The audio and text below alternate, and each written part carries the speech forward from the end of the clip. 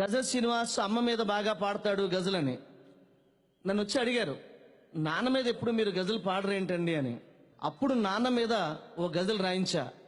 ఇవాళ నేను ఈ పాడే ఈ నాన్న మీద గజల్ ఇక్కడున్న ప్రతి బిడ్డ నాన్నకి పాదాలకి నేను ఇచ్చే అంకితం చేసే గజల్ ఈనాటి ఈ గానం. డాక్టర్ రెంటాల వెంకటేశ్వర గారు రాసిన గజల్ ఇది. చెట్టుకేమో విత్తుకు రుణమున్నది తెలియలేదు, ఈ చెట్టుకేమో విత్తుకు రుణమున్నది తెలియలేదు, నాకేమో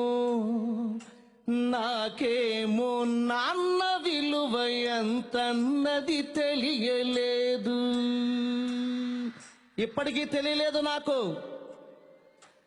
నాన్న నాకు చొక్కా తొడగడమే తెలిసింది గాని, నాన్న చొక్కా తొడుగుతుంటే చొక్కా తొడుగుతున్నాళ్లే అనుకున్నాను చిన్నప్పుడు నేను. కానీ నాన్న మనసులో ఏముందో తెలుసా? నాన్న నాకు చొక్కా తొడగడమే తెలిసింది గాని, కనిపించని కవచం ఒకటి కడుతున్నది తెలియలేదు. చెట్టుకేమో విత్తుకు రుణమున్నది తెలియలేదు. ఈ చరణాన్ని వినండి. ముద్దులాడి నన్ను పైకి ఎగరేయుట తెలుసుగాని, అన్నయ్య మోహన్ బాబు గారు, చిరంజీవి గారు, ముద్దులాడి నిన్ను పైకి ఎగరేయుట తెలుసుగాని, తనకన్నా ఎత్తున నిలబెడుతున్నది తెలియలేదు. చెట్టుకేమో విత్తుకు రుణమున్నది తెలియలేదు. చేయి పట్టి నాన్న నన్ను నడిపించుట తెలుసుగాని, నాన్న చిన్నప్పుడు నడక నేర్పిస్తున్నాడేమో అనుకున్నాను నేను.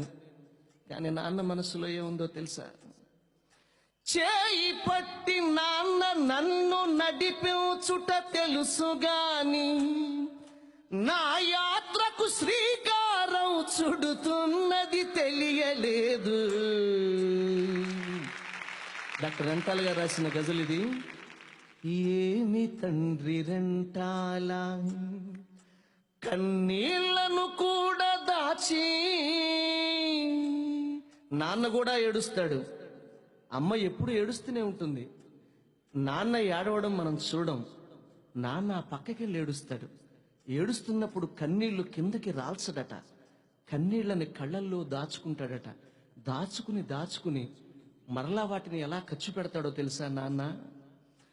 ఏమి తండ్రి రెంటాల కన్నీళ్లను కూడా దాచి, నాకై చెమటగా ఖర్చు పెడుతున్నది తెలియలేదు. చెట్టుకేమో విత్తుకు రుణమున్నది తెలియలేదు.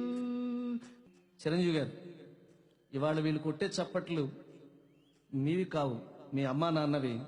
రేపు చరణ్ కోసం కొట్టే చప్పట్లన్నీ మీవే.